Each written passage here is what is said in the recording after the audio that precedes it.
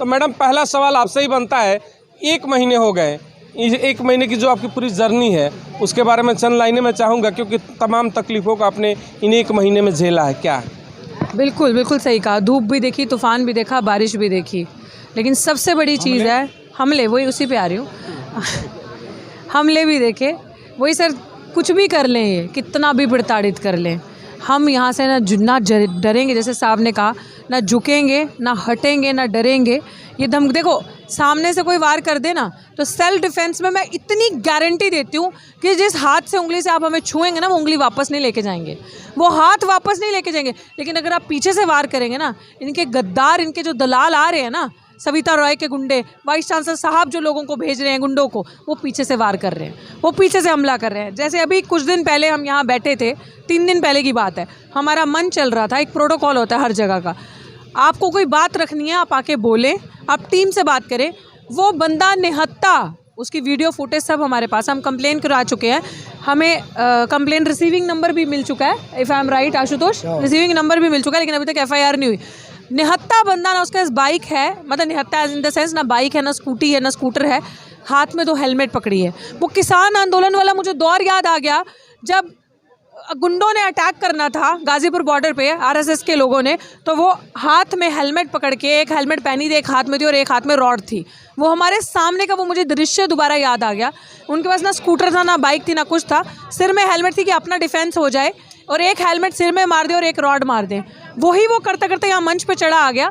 हम सुन रहे थे प्रवक्ता क्या बोल रहे थे मंच पे, और वो उन्होंने हम पे बस अटैक कर ही देना था, अगर हमारे साथी रिटेलिएट नहीं करते, उनको भगाते नहीं। और वो यहाँ आके धर्म की बातें करने लगे, यहाँ आके हमें उकसाने लगे। वो कहते मैं हिंदू हूँ, तुम लोग मनुवाद के खिलाफ कैसे बोल सकते हो, मनुवाद जिंदाबाद है, हम ब्राह्मण हैं, हम ये साथी भी थे मेरे, ये भी आपको बताएंगे। ये पहला नहीं, ये तीसरे नंबर का अटैक था। लगातार अटैक पे अटैक हो रहे हैं, ये भी हम चीज़ें झेल रहे हैं। जहाँ 31वां दिन है आज, आप देख रहे हो, लेकिन हमारे हौसले कभी झुकेंगे नहीं, हिम्मत कभी हारेंगे नहीं हम, क्योंकि वो गद्दार है, वो हमेशा से ये करते हैं, उन्होंने हमेशा से हमें सताया है। मैं क्या मांग रही हूँ? न्याय। मैं नहीं कह रही मुझे नौकरी दो, मैं नहीं कह रही मुझे पैसा दो, मुझे आप खरीद नहीं सकते, कोई करेंसी नहीं बनी जो इन्हें खरीद सकती है, एडवोकेट महमूद प्राचा जी को। तो न्याय तो मांग रहे हैं, इतना क्या, किस चीज़ का डर है आपको? अगर आप जातिवादी नहीं हैं, अगर कुलपति महोदय यहाँ के जातिवादी नहीं है, तो वो न्याय क्यों नहीं दे रहे? आप हमें आज न्याय दो, कल हम बोरी बिस्तर पैक करते हैं, आप हमारी मांगे पूरी करो, नहीं तो ये दिन प्रतिदिन मांगे जो है वो बढ़ती जाएंगी, क्योंकि जो प्रताड़ित है, शोषित है, वो इस कड़ी में जुड़ते जा रहे हैं। डॉक्टर रितु ने लिखा है, नौकरी नहीं न्याय चाहिए। वो न्याय किसके लिए चाहिए मैं बार बार बता चुकी हूँ, मैं अपने लिए नहीं बैठी, मैं रोहित वेमुला के लिए बैठी हूँ, पायल तडवी के लिए बैठी हूँ, आयुष IIT का अनिल, IIT बॉम्बे में जिसकी इंस्टीट्यूशनल मर्डर हुआ उसके लिए बैठी हूँ, प्रोफेसर चंद्रशेखर के लिए बैठी हूँ, डॉक्टर पंपोश जिसका पंजाब में इंस्टीट्यूशनल मर्डर हुआ उसके लिए बैठी हूँ, सबके न्याय के लिए बैठी हूँ। तब तक नहीं उठूँगी जब तक लिस्ट में 11111 करके न्याय नहीं होता। देखिए डॉक्टर रितु, 1 महीने की जो घटनाक्रम मैंने कहा ना, पहला सवाल था कि क्या क्या घटित हुई। इन्होंने बताया कि यहाँ पर मैंने धूप बारिश तो देखा ही, साथ में हमले भी देखे। इन्होंने एक सवाल कहा कि मैं मांग क्या रही हूँ, न्याय मांग रही हूँ। मैं यही कहूँगा कि यही तो गलती है कि सब कुछ मांग लो, इस देश में न्याय और हक कभी मत मांगना, क्योंकि वो मांगोगे तो फिर कहीं ना कहीं रडार पर आप चढ़ जाओगे। तो हमारे साथ आइए वरिष्ठ अधिवक्ता भी इस समय मौजूद है, जो शुरू से इन लड़ाइयों को लेकर के लीडिंग कर रहे हैं, तमाम मुद्दों पर लड़ते हैं। अभी 2 दिन पहले की भी जो लड़ाई बात की करूँ, DC कपिल, उसमें भी मौजूदगी थी। तो आइए महमूद प्राचा से भी उन चीज़ों पर बात करते हैं। सर, 1 महीने की लंबी लड़ाई, और उससे पहले लंबी लड़ाई आपकी जो कानूनी चली आ रही है, आप ही कानूनी तरीके से इन तमाम मुद्दों का हैंडल कर रहे हैं। अगर कानूनी दांवपेच की बात करें तो उसमें कैसी कठिनाइयाँ देखने को मिली? देखिए, मनुवादियों की एक बात से तो मैं सहमत हूँ, न्याय मांगना नहीं चाहिए और मांग सकते भी नहीं, न्याय तो छीनना चाहिए। इस बेईमान सत्ता को पलट के न्याय हमें छीनना है, और इसीलिए हम यहाँ बैठे हैं और हम लड़ाई जीत रहे हैं। ये इस बात का सबूत है। डॉक्टर रितु ने नहीं बताया कि एक जिप्सी में, एक SUV में, स्कॉर्पियो में 7-8 गुंडे इसका पीछा कर रहे थे, और इन्होंने उसकी कंप्लेंट कराई और SHO साहब को बुलाया और SHO साहब के सामने नंबर दिया और उनसे जाके SHO साहब ने बात की। आज तक उन गुंडों को नहीं पकड़ा जो इसको मारने के लिए घूम रहे थे। वाइस चांसलर साहब, प्रॉक्टर साहब के खिलाफ एफआईआर दर्ज कराई है कि उनके गुंडे इसको मारने के लिए हमला कर रहे थे। ये कौन करवा रहा है? तो इसका मतलब साफ है कि डॉक्टर रितु को अगर मारने की चेष्टा की जा रही है तो हम जीत रहे हैं। हम डॉक्टर रितु की लड़ाई नहीं रहे हैं, हम न्याय की लड़ाई जीत रहे हैं कि मनुवादियों को अब ये मजबूरी आ गई कि डॉक्टर रितु की आवाज़ ये किसी और तरीके से नहीं दबा सकते, तो अब मारने पर, हत्या करने पर, धमकाने पर, डराने पर उतर आए। तो ये हमारी जीत का सबसे बड़ा पहला सबूत है। हम लोग पीछे हटने वाले ही नहीं हैं।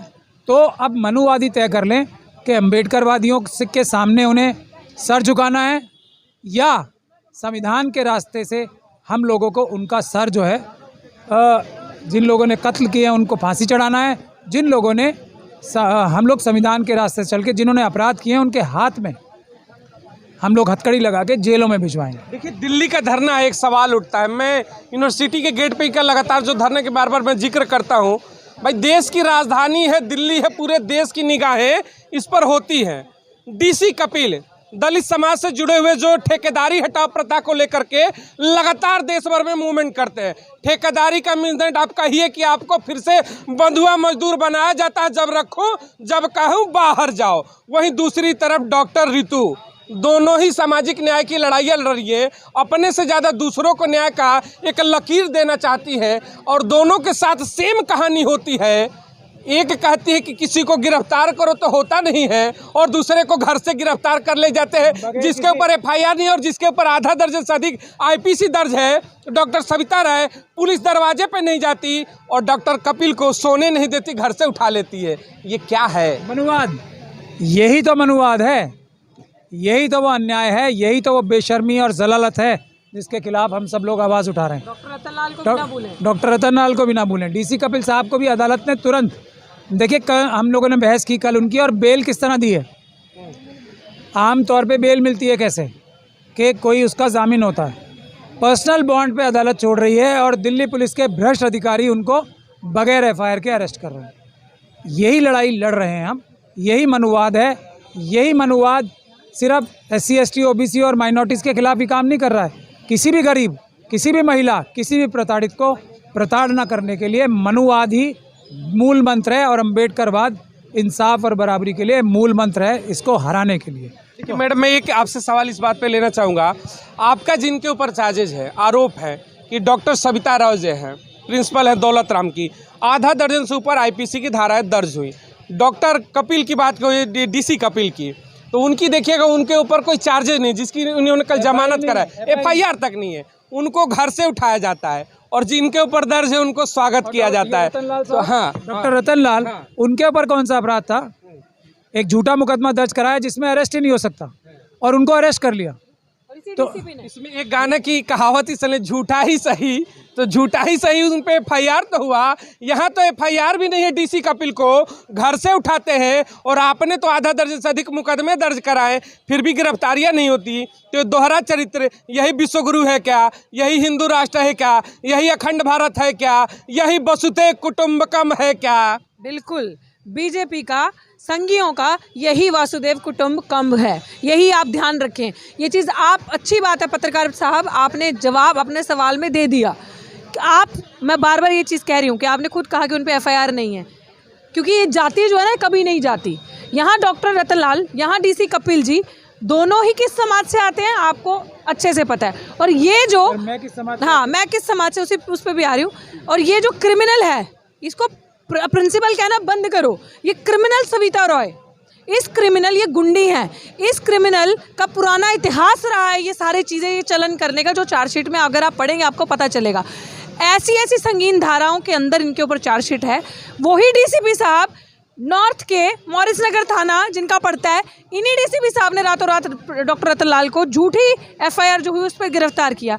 और जहाँ जिस अपराधी पे चार्जशीट तक जमा है और इन्हीं की पुलिस ने इन्हीं के कार्यकाल में करवाई है, उसको अरेस्ट नहीं कर रहे। आप बता दो सवाल का जवाब। लग रहा है कि यही राम राज्य है, यही राम राज्य है क्या? नहीं, ये राम राज्य तो इनका ठीक है अपनी जगह, मगर जो मिस्टर प्राचा साहब ने बताया, भारतीय संविधान के तहत ये राम राज्य कभी मेल नहीं खाएगा। हमारा सिस्टम अलग है, हमें जस्टिस देना और लेना है। और बाबा साहब अम्बेडकर ने, साहब कांशीराम ने सही रास्ता बताया कि ऐसे आंदोलन करो जैसे डॉक्टर रितु कर रही है, और प्राचा साहब की अध्यक्षता में पूरे देश में ऐसे आंदोलन हो गए। दास रेशम सिंह पंजाब से मैं आया हूँ, पंजाब में भी हमारा धरना लगा हुआ है फेक सर्टिफिकेट है एससी का, उसमें प्राचा साहब डॉक्टर रितु का बहुत बड़ा योगदान, रविंदर जी का। तो ये बाबा साहब का जो सिस्टम है उसे हमें अपनाना है, रामराज का हम विरोध करते हैं। देखिए, इन्होंने कहा कि अंबेडकर ने कहा कि भाई धरने करो, शांति प्रिय करो, लड़ो, अपनी मांगों के लिए लड़ो। मेरा देखिए दो सवाल बड़ा एक साधारण सा होगा। देश में कहते हैं कि देखिए आबादी की बात करेंगे, एक बड़ा हिस्सा है आप लोगों का, तो अगर बड़े हिस्से की बात करते हैं, छोटा सा हिस्सा 90%। मैं हाँ, छोटा सा हिस्सा 90%, 100 में 90, 10 में सब, सुन लो। तो उस पूरी आबादी से एक मेरा सवाल बनता है कि क्या महमूद प्राचा ही वो चेहरे हैं क्या जो हर लड़ाई लड़ेंगे? यही चेहरा है क्या वो जो हर लड़ाई लड़ेंगी? यही चेहरा है क्या जो हर लड़ाई लड़ेंगे? यही चेहरा है, यही है क्या? बाकी क्या करेंगे? 90% क्या करेंगे? 24 चुनाव है, फिर आएंगे मंचों पे कहेंगे कि सबसे बड़े हितैषी हम हैं। तो हितैषी हो तो ये बेटी बुला रही है, चेहरे को देखना, आना पड़ेगा, आपको आना ही पड़ेगा अगर अपनी बेटी के साथ चाहते हो कि ऐसी स्थिति ना आए। क्योंकि डॉक्टर रितु पढ़ी लिखी हैं, शायद सरवाइव कर जा रही हैं। इनके साथ महमूद प्राचा जैसे गार्जियन है जो इनको बैकबोन बन के मजबूती देते हैं कानूनी, तो शायद लड़ रही हैं। लेकिन देश में हमको नहीं लग रहा कि कितने महमूद प्राचा होंगे जो ऐसी बेटियों के लिए अपना दिन रात का सब कुछ लगा देते होंगे।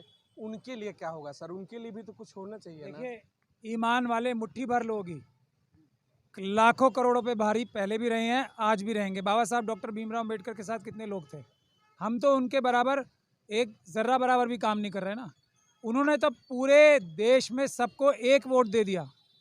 ये बाबा साहब की देन है। लोग पूछते हैं ना कि संविधान तो बहुत लोगों ने लिखा था। बाबा साहब ने सबको एक वोट देकर जो योगदान दिया है वही उसी एक वोट की ताकत से हम यहाँ आज इनकी आंखों में आंखें डाल के इनका हाथ मरोड़ के मनुवादियों का अपना अधिकार लेने की ताकत रखते हैं। तो नंबर्स मैटर नहीं करते हैं, कभी नहीं किए। हम लोग जीतेंगे, मनुवाद हारेगा, अंबेडकरवाद जीतेगा। मनुवाद को हम लोग नेस्तो नाबूद करेंगे। चलिए, बहुत बहुत धन्यवाद। मनुवाद हारेगा, अंबेडकरवाद जीतेगा, इसका मतलब संविधान जीतेगा, जीतेगा। इन्हीं मुद्दों को लेकर के डॉक्टर रितु की लड़ाई है। सब बने हुए साथ में कमेंट बॉक्स में आप भी अपने विचार प्रकट करिएगा। बेटी बेटी है, घरों से कौन आएगा, कब आएगा। जय हिंद, जय भारत।